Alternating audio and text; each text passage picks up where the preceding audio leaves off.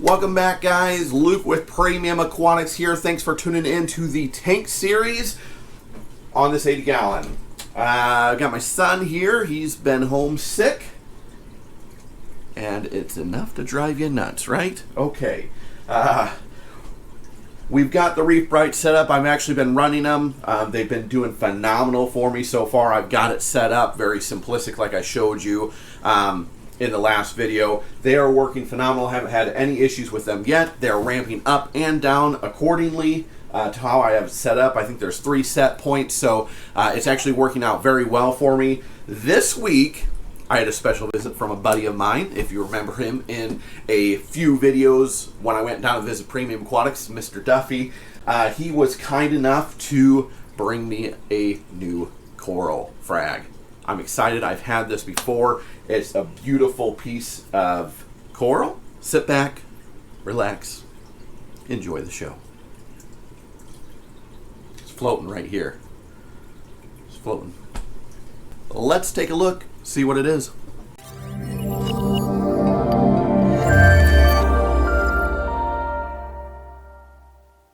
This is a Duncan coral. I've had them before. They're beautiful. They grow very nicely. You can see them in branching. You see them in clumps. This guy came from a mother colony of, I don't know, probably 30, 40, 50 plus heads that Duffy had. Was just an immaculate piece. Very nice green center. It seems like it has maybe a little bit of hint of purple to it, but gorgeous piece. This one has been he's had this for a while for me, just waiting to get some time to get it up. So I've had it floating in the system. For corals, I'm not a huge proponent of really doing a drip acclimate. The most I usually do will take a little bit of the water, pour it into this cup or to the bag, whatever you have, and then slowly acclimate to the salinity or pH if it's way off. And that's always a good thing to check. Check your salinity, check the temperature, make sure everything is close, and then judge accordingly on what you need to do to get it into the system. You know, if this salinity in this water is 1.026 and mine's 1.020, obviously probably a good idea to acclimate a little bit so it doesn't have that swing. But, you know, and temp as well and those sort of things. So it's always a good idea to check it out just to be safe. But corals are usually pretty hardy, or at least the corals I deal with are usually pretty hardy and can handle a little bit of a swing. So I'm going to get this in there.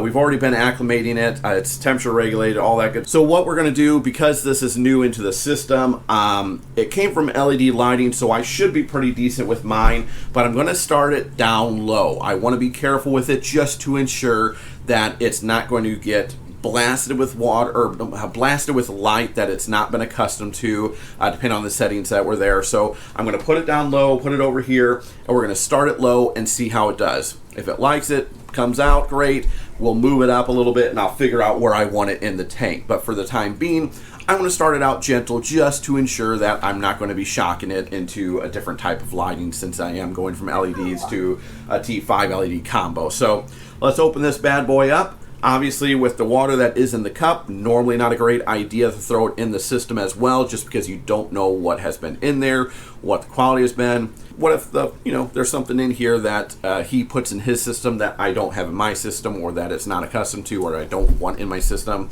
It's just good practice not to throw the water in there. So we're going to open this up. We don't want this water, so we might as well just take a swig and get it out of here. So cheers. Whew, that's rich. So I've got it here. It's out of water, so we're going to take it gently. And obviously, you want to be gentle as possible with your corals to make sure that you don't hurt any of the flesh that's around it or the base.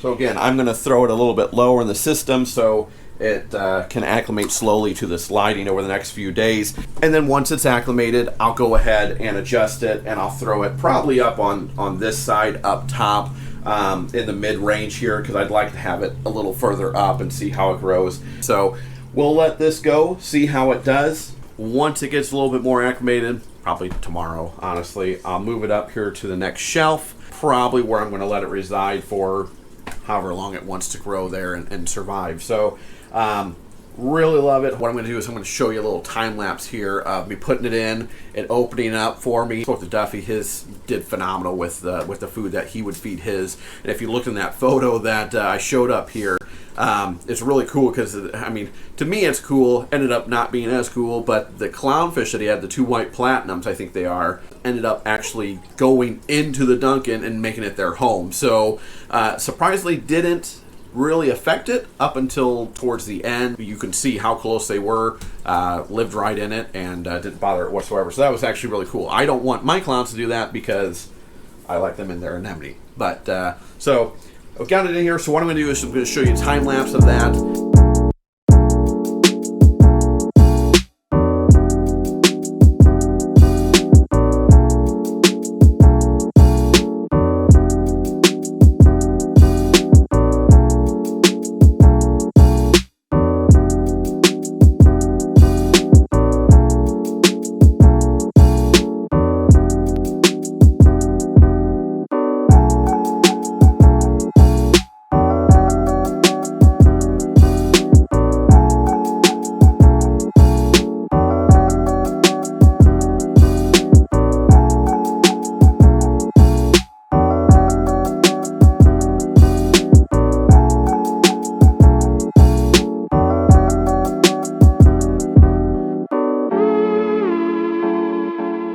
We don't really have a lot going on this week, but another couple things. The gyre is down right now while I swap out the wave engine. I got a different one coming in because they had to do some revamping on the wireless module. So getting a new one of those to put on that. And then as well as the Clarisea filter roller, I ended up having to change out the fleece already. A lot of that is because my own error. I wasted a ton of it, unfortunately, at the beginning. I didn't realize it was going as quickly as what it was supposed to. So kind of like the clear. Learner's error. For me, I had it in a little bit, I think I was a little inch too deep of water than what it needed or what the max was, and so it was constantly turning a lot faster than what it normally would have. So when we raised it up, made a huge difference. I'm going to take you off the stand here so I can actually show you.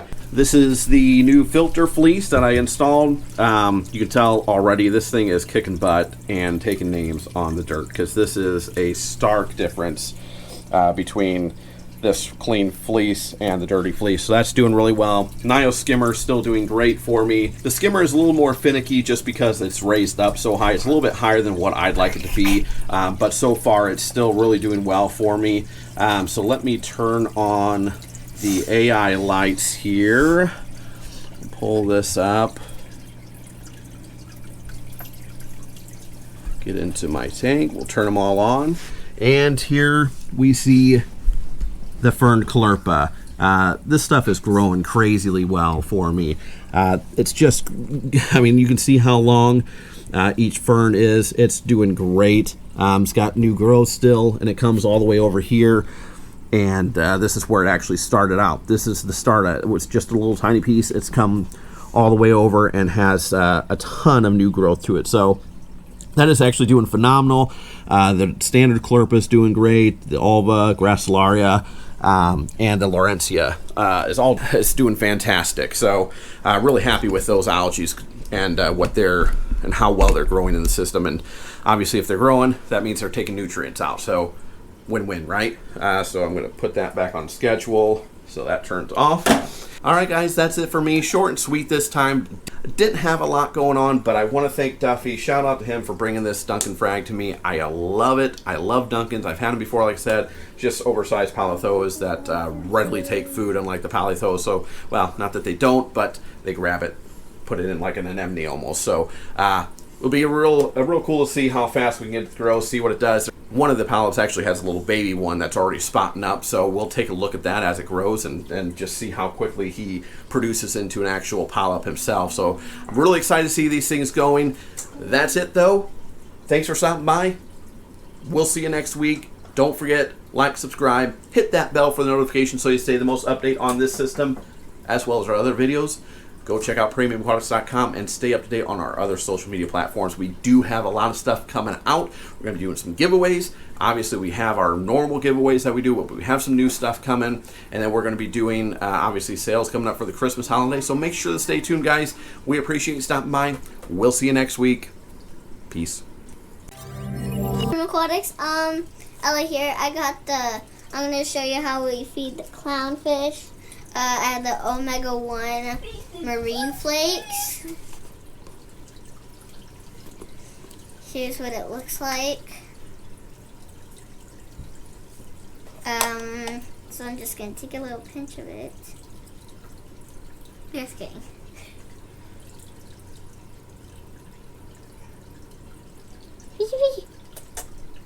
Get your food. Come on. Oh. Come on. There we go. Come on. Feed it. Come on. Come on, little fishies. There we go. Yeah, that's what we're talking about. Come on. Come on. You still got some food left? No? Come on.